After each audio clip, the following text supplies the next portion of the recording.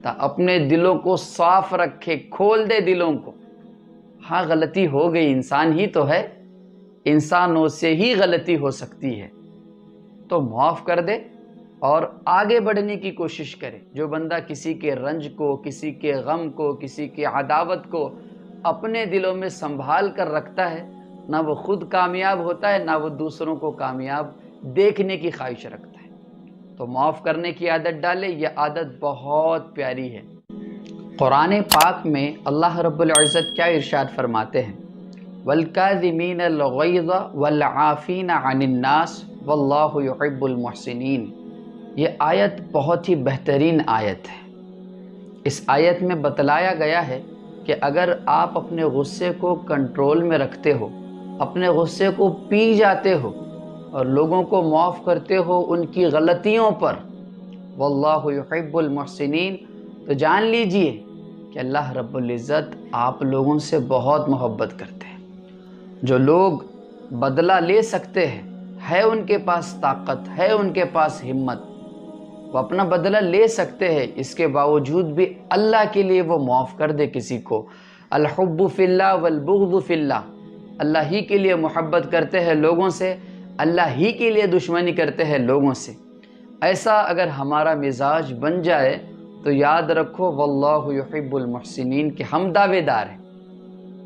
دراصل اللہ ہم سے محبت کرتا ہے، تو ہمیشہ کوشش کرے کہ جب غلطی ہو جائے تو معاف کر دے فوراً۔ اللہ کو ایسے ہی لوگ پسند آتے ہیں جو لوگ بدلہ لینے والے ہوں، جو لوگ اپنے دلوں میں نفرت، دشمنی، عداوت پالنے والے ہو، ان لوگوں سے اللہ ہرگز محبت نہیں کرتا۔ اپنے دلوں کو صاف رکھے، کھول دے دلوں کو۔ ہاں غلطی ہو گئی، انسان ہی تو ہے، انسانوں سے ہی غلطی ہو سکتی ہے، تو معاف کر دے اور آگے بڑھنے کی کوشش کرے۔ جو بندہ کسی کے رنج کو، کسی کے غم کو، کسی کی عداوت کو اپنے دلوں میں سنبھال کر رکھتا ہے، نہ وہ خود کامیاب ہوتا ہے، نہ وہ دوسروں کو کامیاب دیکھنے کی خواہش رکھتا ہے۔ تو معاف کرنے کی عادت ڈالے، یہ عادت بہت پیاری ہے، اور آقا کریم صلی اللہ علیہ وسلم کی ساری زندگی یہ معاف کرتے ہوئے گزری ہے۔ حضور نے اپنوں کو تو معاف کیا ہی، منافقین کو بھی معاف کیا، کفار کو بھی معاف کیا۔ کتنے واقعات ہمیں کتب حدیث میں مل جاتے ہیں۔ حضور کی حدیث ہے من لا یرحم الناس لا یرحم، جو لوگوں پہ رحم نہیں کرتا، جو لوگوں کو معاف نہیں کرتا، اسے معاف نہیں کیا جائے گا، اس پر رحم نہیں کیا جائے گا۔ ہم اللہ سے امیدیں لگائے بیٹھے کہ اللہ بہت بڑا گنہگار ہوں، زنا بھی کی، چوری بھی کی، نمازیں بھی چھوڑی ہے، ماں باپ کا حق بھی مارا ہے، بیوی کو اس کا حق بھی نہیں دیا، بچوں کا بھی حق کھایا ہے۔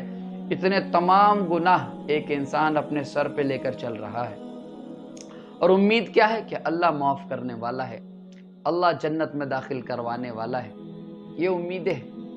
اور اللہ کیا چاہتا ہے کہ میرے بندے اگر کوئی تجھ سے ناراض رہے، کوئی تجھ پہ زیادتی کرے تو تو اسے معاف کر دے، اللہ کے لیے معاف کر دے، اور اگر تو معاف کرے گا تو یاد رکھ میں تجھے معاف کر دوں گا۔ اللہ اپنے بندوں سے کیا چاہتا ہے کہ بندہ اتنی لمبی فہرست لے کر بیٹھا ہوا ہے کہ اللہ میرا یہ بھی گناہ معاف کرے گا، یہ بھی گناہ معاف کرے گا، تو اللہ یہ چاہتے ہیں کہ میرا بندہ اس کے بندوں پر رحم دل ثابت ہو، نرم دل ثابت ہو، معاف کرنے کی عادت ڈالے، وہ درگزر کرنے کا معاملہ بنا لے۔ اللہ یہی چاہتے ہیں۔ حضور صلی اللہ علیہ وسلم کتنے مہربان تھے لوگوں پر، ہمیں انہیں اپنا نمونہ بنانے کا حکم ملا ہے۔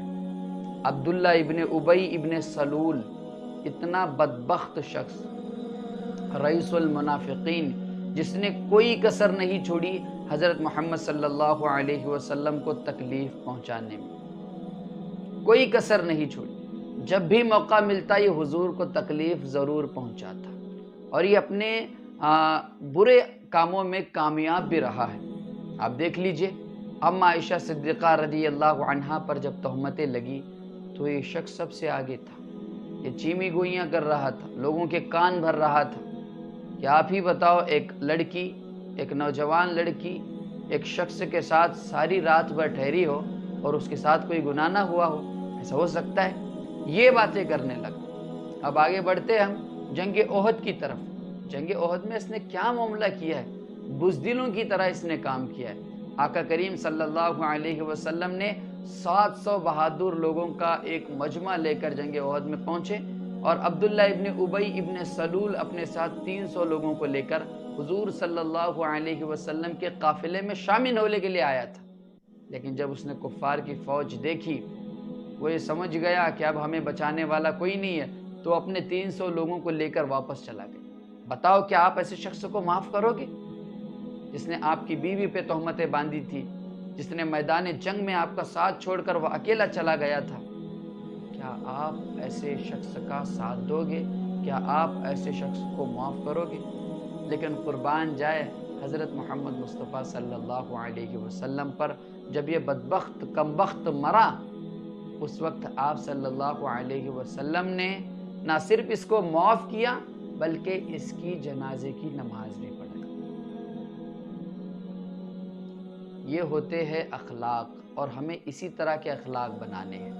لوگوں کو درگزر کرنا ہے، معاف کرنا ہے، چاہے انہوں نے کتنا ہی ظلم ہم پہ کیوں نہ کیا ہو۔ ہاں، لیکن جھگڑا اگر شریعت سے ہے، دین اسلام سے ہے، تو تب ہمیں بزدلی نہیں دکھانی ہے، تب جو حکم قرآن ہمیں دیتا ہے اس پہ عمل کرنا ہے۔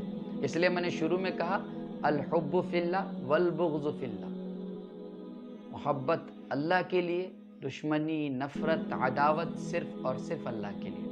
یعنی اگر کوئی بندہ شریعت کے خلاف کوئی کام کر رہا ہے، اگر آپ اس کی نفرتیں اپنے دل میں پالتے ہو، اس کو سمجھاتے بجھاتے ہو، تب تو معاملہ صحیح ہے۔ لیکن اگر آپ کا ذاتی کوئی مسئلہ ہو، اس پر آپ جھگڑا کر رہے ہو، اس پر آپ اپنی نفرتیں، عداوتیں، بغض اپنے دلوں میں سنبھالے ہوئے ہو، یہ بات غلط ہے۔ لوگوں کو معاف کرنے کی عادت ڈالو تاکہ تمہیں معاف کیا جائے۔ اللہ پاک ہم تمام کو عمل کرنے کی توفیق